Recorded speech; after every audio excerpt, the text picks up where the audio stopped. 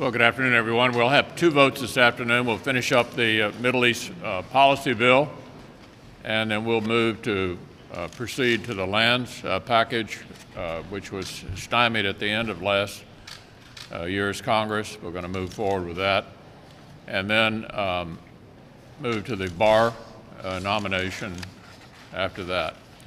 With regard to the resolution of the big issue that we've been dealing with for the last month or so, the conferees, I'm told, are having useful bipartisan discussions about trying to craft this bill in a way that allows us to address border security.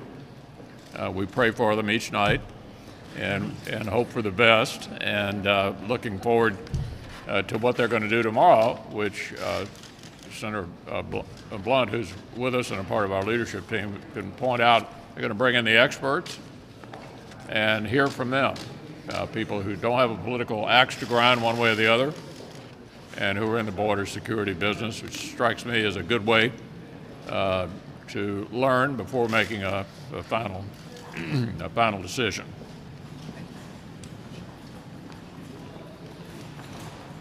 Well, one thing that we've seen under Republican leadership is tremendous activity in the economy. Got greater growth, 3.4% in the third quarter of last year, record unemployment, 304,000 jobs created in the month of January, and wages are up to the highest level in the past decade. So the state of the economy is strong.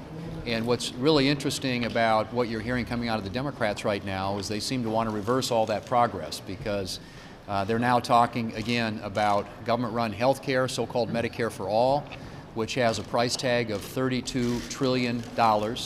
And even if you doubled all the tax revenue that comes in today on the individual side and the corporate side, you wouldn't have enough revenue to fund this massive new proposal. They've come out with a Green New Deal, which would raise the average family's energy cost by up to $3,000 every single year. 70% top marginal tax rate, which we haven't seen since 1965. The Democrat agenda is a leftist agenda that would reverse the gains that we have made and the progress that we've made to get people back to work, to get wages back up, to get greater growth back into the economy. So Republicans are going to stay focused on that goal, and we look forward to working with this president on an agenda that will further advance the opportunity the American people and the American workers have at a better standard of living and a better quality of life for them and their families. Well, tonight we will hear from the President with the State of the Union address, and there's lots of good news on the economy, and it's specifically jobs, jobs, jobs. We have a strong, healthy, and growing economy.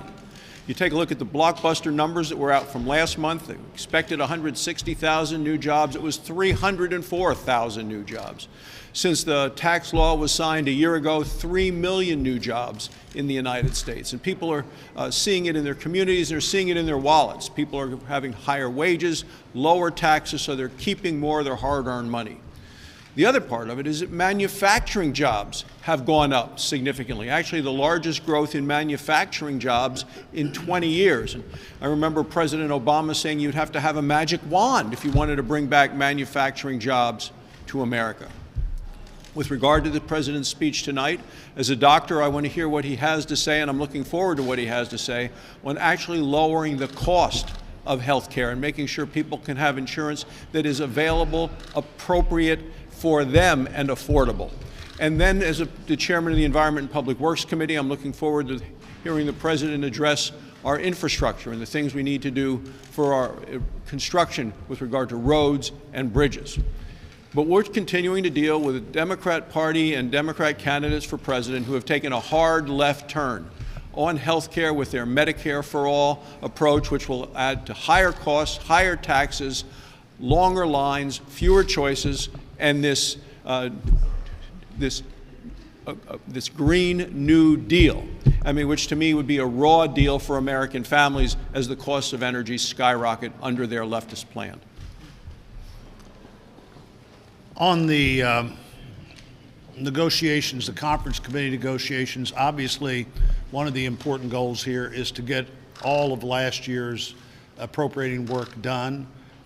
There are a handful of bills that have very little controversy, but for many reasons, haven't been part of a package that got a signature on the president's desk yet. So to get that done, and as the leader mentioned, we're going to be meeting in the morning with the people who are responsible for the border. And one of the logical ways to look at this is look at their priority list and see how far down that priority list we can get with the money that we have available to get there. On the economy, with regulatory reform, common sense regulation, a better tax policy, the economy by people who are not supporters generally of the administration is being heralded as humming and booming. This is the kind of economy you have where people have money to spend. It's the kind of economy you have where people feel comfortable and secure with the job they've got, and at the same time feel like there's a realistic possibility they're going to have another one. This is the kind of economy you have when small businesses are taking the money they're making and putting it right back in the business, creating all kinds of other jobs that are part of doing that. We've had 100 months now of 100 straight months of positive job growth. You have to look for a while to find another point where that kind of uninterrupted job growth has happened. And of course, last month's job growth shocked all the experts. It was more likely to find an estimate that would be half of what the job growth turned out to be than close to what the job growth turned out to be. Folks, the economy is doing really, really well right now, and in my home state of Iowa, they are feeling it. Iowa right now is tied with the lowest unemployment in the United States at 2.4%. So no doubt what my colleagues have been talking about with the job growth, a strong economy, we see it as true in Iowa. But what I'd like to focus my comments on today, obviously, is the Judiciary Committee. We do have William Barr's nomination in front of us, and I hope that this week we're able to move him out of committee quickly, get him onto the floor of the Senate for confirmation. We'd love to do that. Mr. Barr is well qualified. Obviously, he has served already as our Attorney General. He has been confirmed not once, but 3 times by the United States Senate. So we know that he is a great nominee. Unfortunately, what we have seen in the past number of months in the Trump administration is that the Democrats are slowing down our nominations, whether it's judges or other well-qualified individuals serving within the administration. So we need to move our nominations forward. We need to break through this impasse. And I do want to thank Leader McConnell for moving so many nominations and focusing on our judges. We need to get the cabinet positions filled. And I'm going to give a shout out as well to Senator Blunt and Senator Lankford. They have worked very hard on solutions to breaking through the process that has slowed us down. We need solutions to get the administration in place. We need William Barr in place. We've passed a lot of great bills here, a lot of great legislation on opioids and criminal justice reform. We can't really move forward and implement much of that if we don't have an Attorney General in place. So all of us pulling together, we need to get these nominations done. We need to get people serving in this administration so we can get our work done. Thank you. Well, I know so many Hoosiers look forward to hearing this evening from the President and specifically about all the accomplishments that this Republican President has been able to put forward and enact into law, working with a Republican-controlled Congress. Whether it was tax cuts that have led to the creation of 45,000 jobs in my state of Indiana, or regulatory reform or workforce development or some of the other important things that we've done in order to catalyze this economy, increase consumer optimism, and lift wages for Hoosiers and other Americans. I think it's really important that the President underscore all these accomplishments. I also predict that the President will be making a call for unity on some important unfinished business. We need to work together, Republicans and Democrats alike, to bring down the cost of health care. We need to work together to make sure that our military continues to be the strongest power in the world to keep us safe and secure. So looking forward to this evening, and I know so many Hoosiers are as well. Leader McConnell. Yeah. You've been talking to the conferees, and one of the biggest things we've been hearing is that time is the enemy to finish this conference report.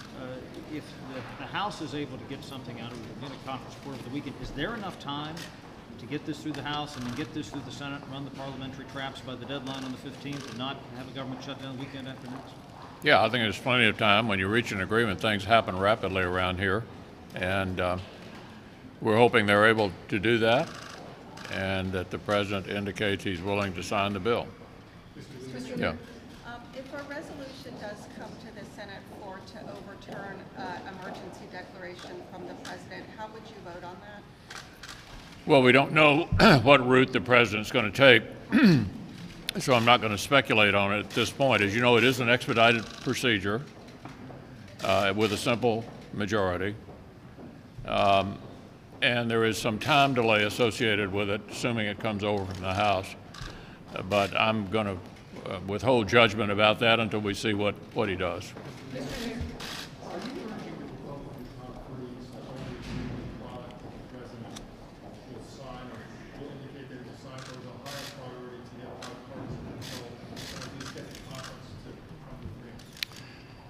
Well, as Senator Blunt indicated, we would like to finish the appropriations process.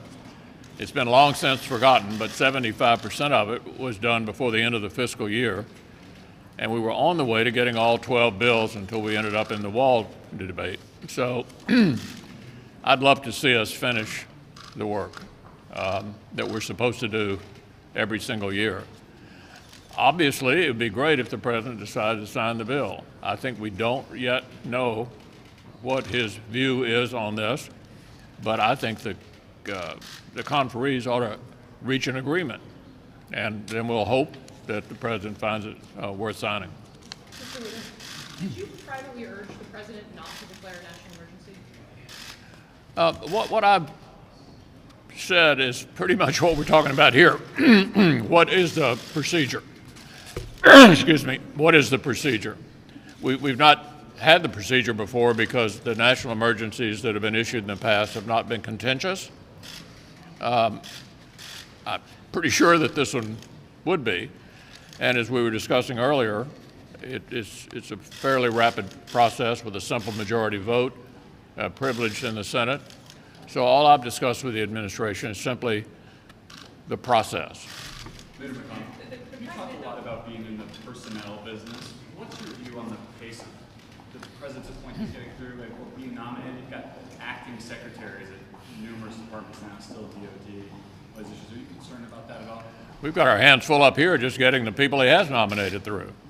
I tried to get the Democratic leader to confirm a group of about 150 non-judicial executive branch appointments on a voice vote at the end of the last Congress that had come out of committee with Democratic support.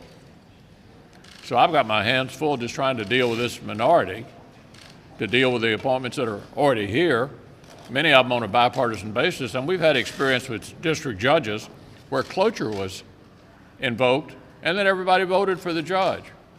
So look, as I've said before, there are times for obstruction. I've engaged in it myself. It depends on what you're obstructing. If it's something big and important, understandable. If you're just trying to throw sand in the gears so the administration can't function, unacceptable. Thanks, everybody.